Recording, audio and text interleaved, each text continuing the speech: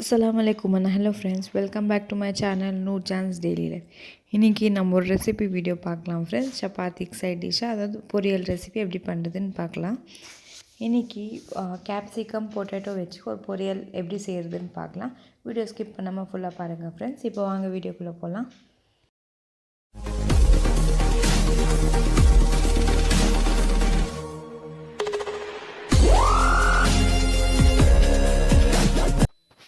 நான் 2 உருளைக்கிழங்க தின்னாக ஸ்லைஸ் பண்ணி எடுத்து வச்சுக்கிறேன். அதுக்குள்ளேயும் 2 கேப்சிகம் பொடிசாக நறுக்கி வச்சுக்கிறேன்.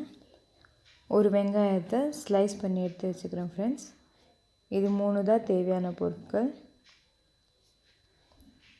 இப்போ வீடியோ ஸ்கிப் பண்ணாமல் ஃபுல்லாக பாருங்கள். ரொம்ப டேஸ்ட்டாகவும் இருக்கும், காரமாகவும் இருக்காது. உள்ளே சீட் ரிமூவ் பண்ணிட்டு கட் பண்ணுங்கள் கேப்சிகம்மை. இப்போ அடுத்ததாக நம்ம ஒரு கடாய் வச்சுக்கலாம். அதில் ஒரு டேபிள் ஸ்பூன் அளவுக்கு எண்ணெய் சேர்த்துக்குங்க. எண்ணெய் நல்லா சூடாகட்டும். எண்ணெய் சூடானதும் நம்ம கடுகு சேர்த்துக்கலாம். ஒரு 1/4 டீஸ்பூன் அளவுக்கு கடுகு சேர்த்துக்குங்க. கடுகு பொரிஞ்சதும் நான் கருவேப்பிலை வெங்காயம் சேர்த்து நல்லா வதக்கி விட்டுக்கலாம்.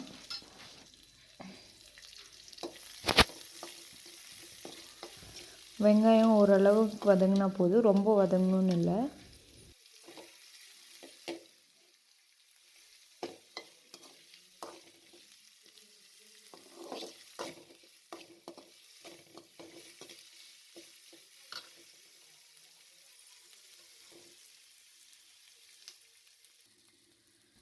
பாருங்கள், ஓரளவுக்கு வதக்கிடுச்சு. இப்போ நாங்கள் கேப்சிகம் சேர்த்துடலாம்.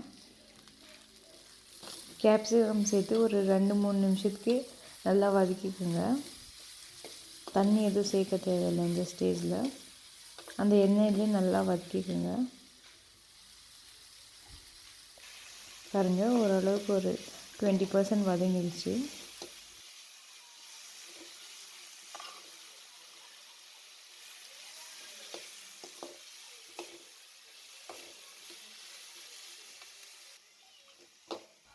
அடுத்ததாக நான் கட் பண்ணி வச்சுக்கிற உருளைக்கிழங்க சேர்த்துக்கிறேன்.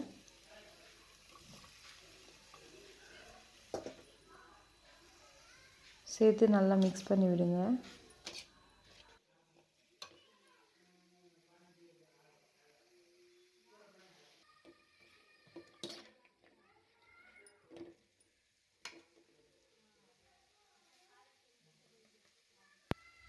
இப்போ தேவையான அளவு உப்பு சேர்த்துக்கிறேன். அதுக்கு அடுத்ததாக 1/4 டீஸ்பூன் மஞ்சள் தூள் சேர்த்துக்குங்க. அதுக்கப்புறமா ஒரு டேபிள் ஸ்பூன் மிளகாய் தூள் சேர்த்துக்கிறேங்க. இது நல்லா மிக்ஸ் பண்ணி ஃப்ரை பண்ண விடுங்க. இதோட பச்சை வாசம் போகிற மட்டும் நல்லா ஒரு 4-5 நிமிஷம் ஃப்ரை பண்ணுங்கள், தண்ணி எதுவும் சேர்க்காம. அதோட பச்சை வாசனை, மசாலாவோட பச்சை வாசனை எல்லாம் போன பிறகு நம்ம தண்ணி சேர்த்து வேக வைக்கலாம். பாருங்கள், 4-5 நிமிஷம் ஆயிடுச்சு. இப்போ நான் 1.5 கிளாஸ் அளவுக்கு தண்ணி சேர்த்துக்கிறேன்.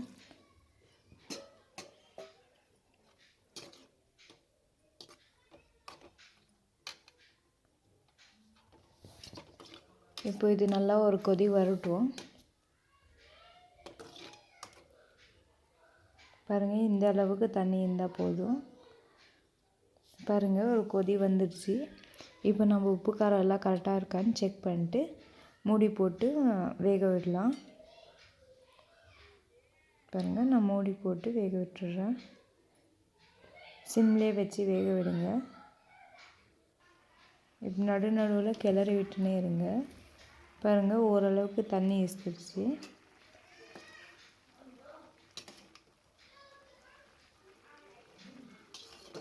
ஒரு 50% குக் ஆகிடுச்சு. இன்னும் தண்ணியெல்லாம் நல்லா ட்ரை ஆகட்டும். தண்ணி ட்ரை ஆகிறதுக்கும் வெஜிடபிள்ஸ் எல்லாம் குக் ஆகிறதுக்கும் டைம் கரெக்டாக இருக்கும்.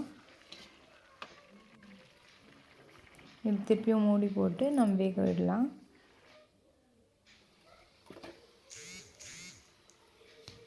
பாருங்கள், தண்ணி நல்லாவே இசுத்துடுச்சு. இன்னும் கொஞ்சம் லைட்டாக தண்ணி இருக்குது. இப்போ நம்ம அப்படியே மிக்ஸ் பண்ணி அப்படியே தண்ணி வற்ற விடலாம்.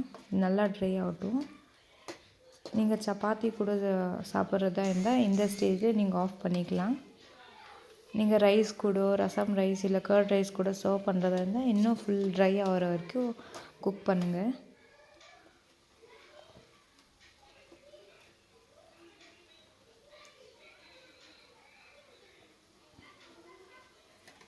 ஹை ஃப்ளேமில் குக் பண்ணுங்கள். நடுநடுவில் கிளறி விட்டுன்னு இருங்க இந்த ஸ்டேஜில், இல்லைன்னா அடி பிடிச்சிடும். பாருங்கள் தண்ணியே நல்லா வற்றிடுச்சு. இப்போ நம்ம கேஸ் ஆஃப் பண்ணிக்கலாம். உங்கள்கிட்ட மல்லித்தலை இருந்தால் மல்லித்தலை தூவிக்குங்க. பாருங்கள் சுவையான கேப்சிகம் பொட்டேட்டோ பொரியல் ரெடி ஆகிடுச்சு. இந்த ரெசிபி செஞ்சு பார்த்து எப்படி வந்துச்சுன்னு மறக்காமல் கமெண்ட் செக்ஷனில் கமெண்ட் பண்ணுங்கள் ஃப்ரெண்ட்ஸ். அதோட இந்த வீடியோ உங்களுக்கு பிடிச்சிருந்தா நம்ம சேனல் சப்ஸ்கிரைப் பண்ணி பக்கத்தில் இருக்க பெல் பட்டனையும் கிளிக் பண்ணிக்கோங்க. லைக் கமெண்ட் ஷேர் பண்ணவும் மறந்துடாதீங்க ஃப்ரெண்ட்ஸ்.